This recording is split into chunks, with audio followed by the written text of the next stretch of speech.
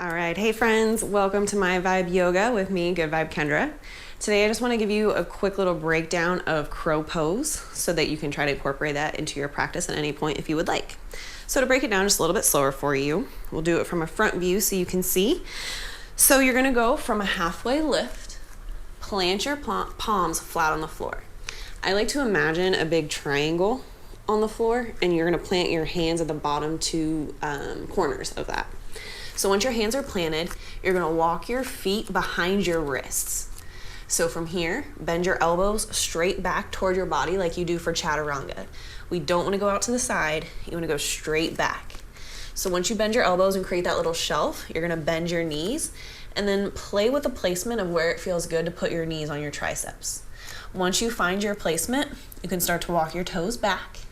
Maybe you play around with lifting one foot, maybe you lift the other, but this is crow pose right here, so this is beautiful.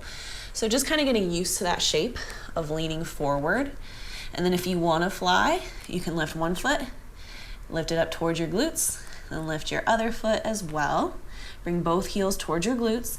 Keep your gaze at the top point of that triangle that I said we imagined on the floor. Draw your belly button in and up. All right. And then come on down. And that's crow pose for you. All right, thanks for checking in, guys. I'll see you next week.